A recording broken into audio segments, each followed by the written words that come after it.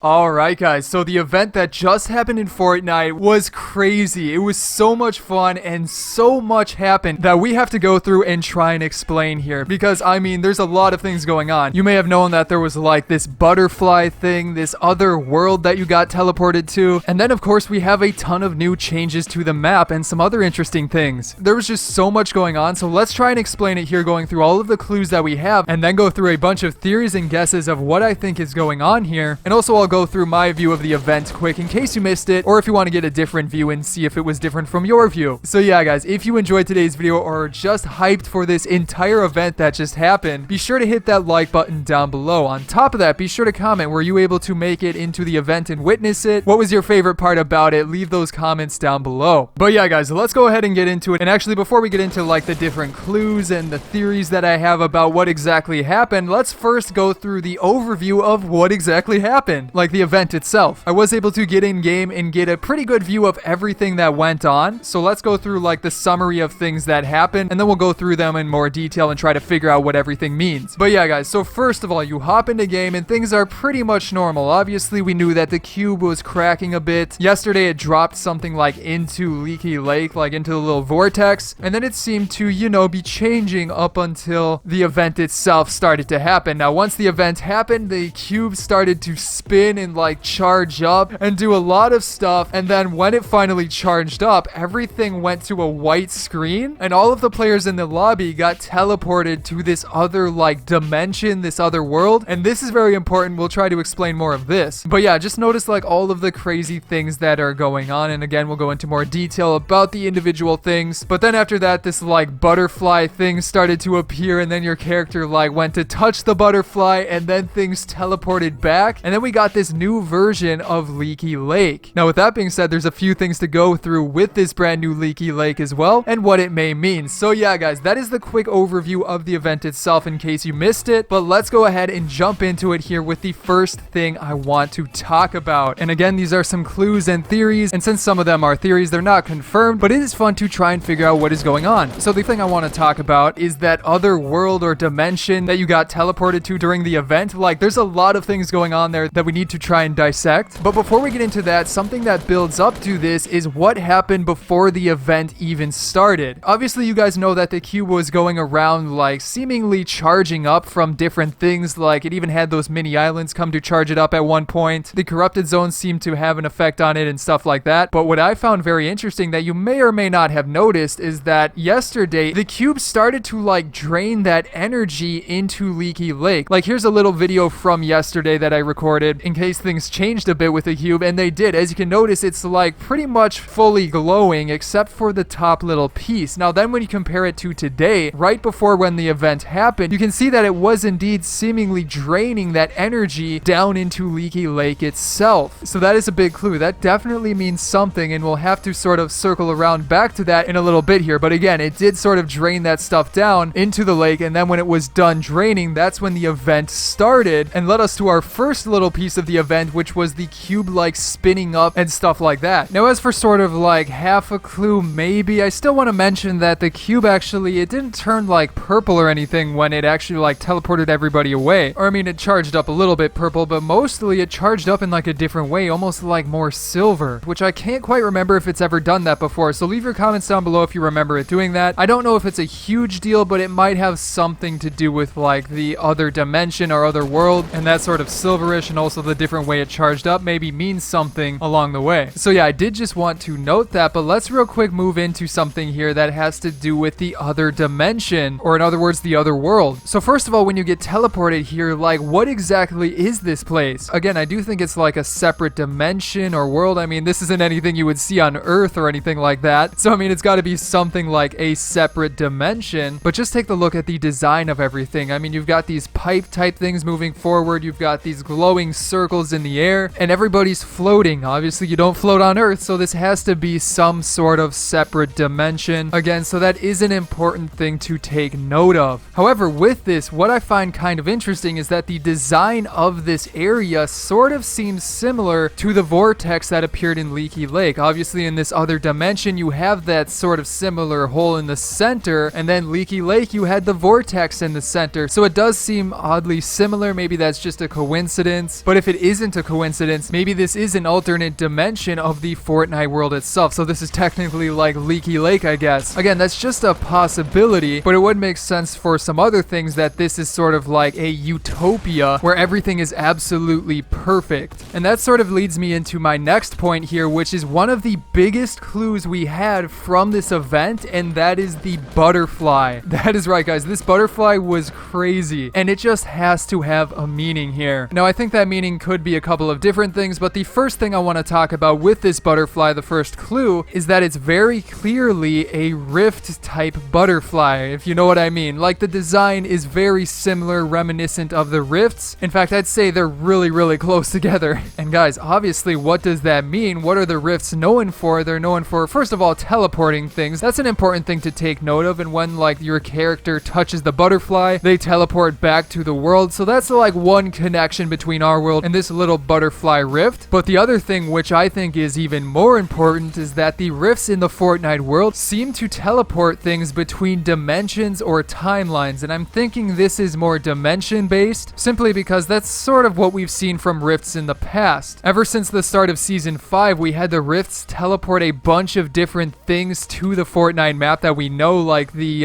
Paradise Palms area, that whole entire desert, Lazy Links, and also, if you remember, a rift teleported drift from the real world, like our world, into the Fortnite world, which definitely is technically a separate dimension or world, whatever you want to call it. And on top of that, you even had the season 5 motto, which was Worlds Collide. But it just seems to make sense here. On top of that, if you want more proof of that, we also had the enforcers get teleported through a rift, and it did seem like they were not from our world. Like, the description of the enforcers was balance and order must be restored, so it seemed like their job was to put things back the way they were, and we still don't know exactly what they did, so that themselves is still a mystery. But again, they were teleported through a rift, so it seemed like they came from a different world, judging just by how they seemed. So yeah, if this does confirm the interdimension type thing, what exactly does that mean? What does that have to do with the new version of Leaky Lake and stuff like that? Well, you know what? Good point. Let's go ahead and jump into some of that stuff. The brand new version of Leaky Lake. There's a ton to talk about here, so let's go ahead and jump right into it with the first thing I noticed about this, and that was what happened right after, like, everybody's characters got teleported back into the Fortnite world. If you were listening, you heard this sound, which was like this beautiful type sound that is usually known for, like, I don't know if I can really explain it any better than that, but you guys know what I mean. It's some sort of like utopia sound, and you know what? Let me play that sound for you right here.